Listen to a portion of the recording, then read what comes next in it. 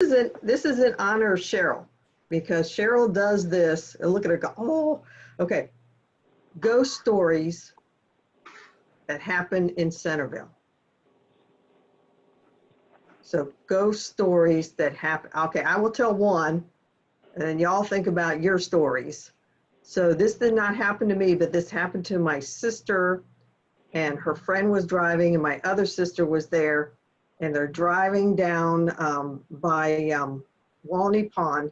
And remember, there was, now it's 2-lane, but it was a 1-lane, and they were coming from Chantilly High School. And when they got there, there was somebody there, and they went, "Wah!"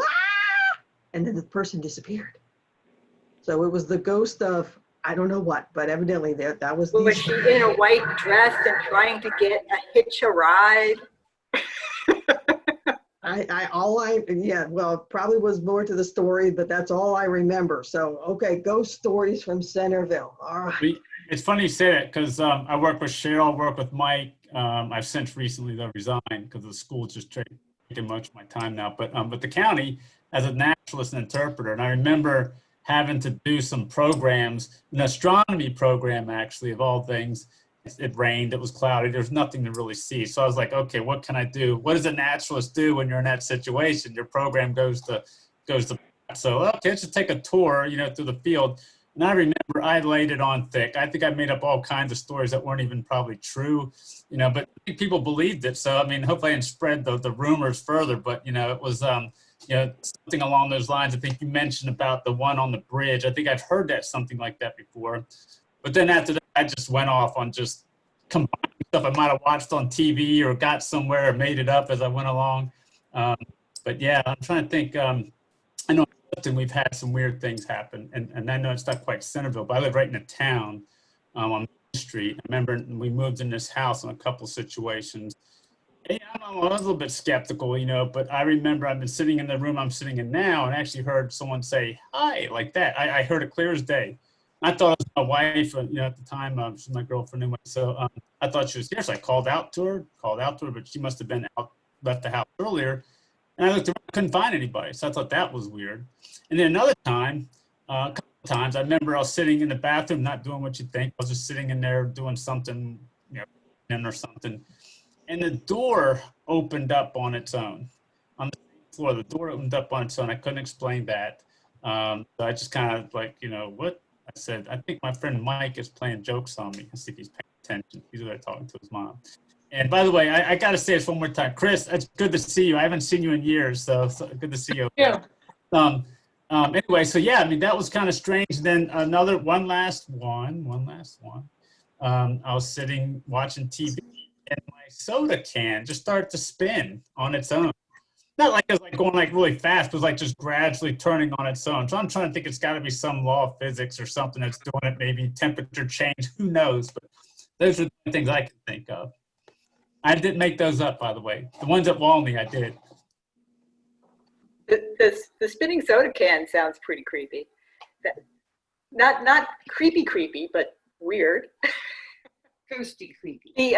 They used to tell that story about the girl on the road hitchhiking a ride on Walney Road every summer in the summer camps at ECL. It was kind of a tradition, and it drove John Schaefer nuts because he said, but it's not really an indigenous tale, it's a urban legend. Apparently you can find that ghost story everywhere.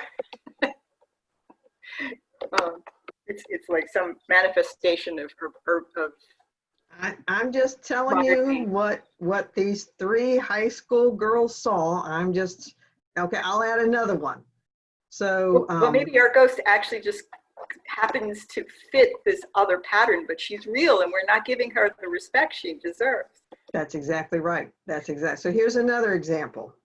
My brother-in-law was born in Centreville, and his father and mother were immigrants from Germany. This is now on the corner of Pickwick and 29. Across the street from that, or beside that, are all of these new, I guess they're townhouses, I'm not sure, but before that they were small little houses.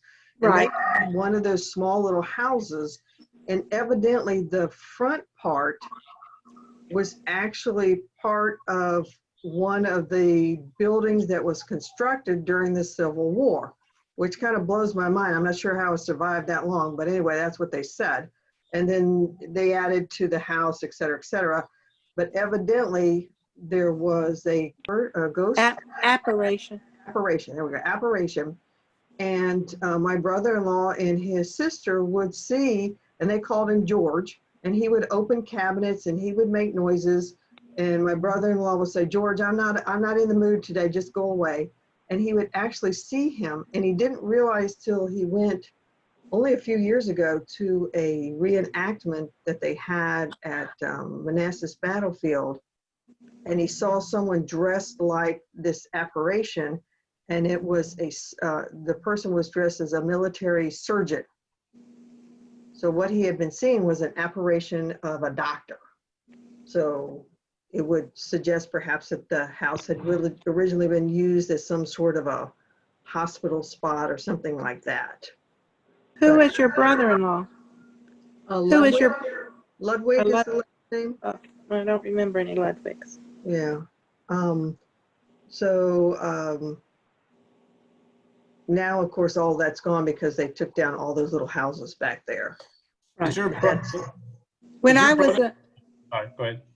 when I was a child and we would line up for the Centreville Firemen's Parade, Mhm. that's where we would line up on Pickwick Road in that area, Girl Scouts. So we would march in the firemen and not, You said Ludwig, are they the Ludwigs that lived back in those back roads? Pickwick, okay, I think when Vicky Ludwig, was that her name? And there was a younger sister, she was a bus driver, I think, for the county at one point. I'm not sure what Yeah. level That wasn't, that could have been another branch of the family, but that, Okay. he's Carl, Karl. He had graduated from Chantilly. Yeah. Okay. Hmm. So it's interesting. There was a Ludwig I went to school with, so that's why I was wondering too. I can't remember her first name though. Oh, but it was a girl. Yeah. All right, Mark, he was had it three Patty sisters. Ludwig?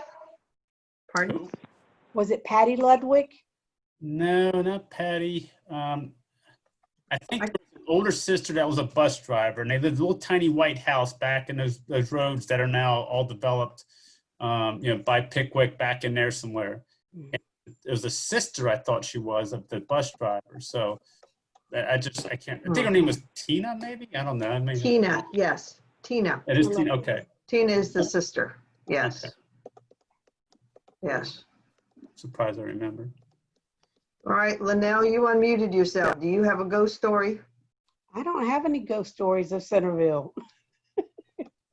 I really don't. I mean, we had odds, seeing things like, first time I can recall, the first time I saw a wolf running through Centreville. I can remember the first time I saw, bears hanging out, but Mark Pearson and I, right behind our house, there was this dirt area, and we called it the dunes. And I don't think, just us, I think everybody called it the dunes, but it went from Compton Road, and it went as far as up to the, I think it's called Union Mill. There's some townhouses or something, Union Mill. right. We used to go back there because it was all dirt, and we would ride our bikes and all that kind of stuff back there. And Mark and I were back there riding our bikes, and there was a wolf. I mean, it just showed up out of nowhere. Wow. And that about scared the bejesus out of us. And in 70, Wow. I want to say 70, I guess it was around 70. No, I'm sorry. It was in the 80s. I apologize. In the 80s, my roommate and I were going through Centreville, and it was late. And again, but we both were like, did we just see what we thought we saw? Which again, she and I both were, that was a wolf that just ran across the road in front of us. But no creepy, sightings. I definitely knew the Walney Road story, but that was it.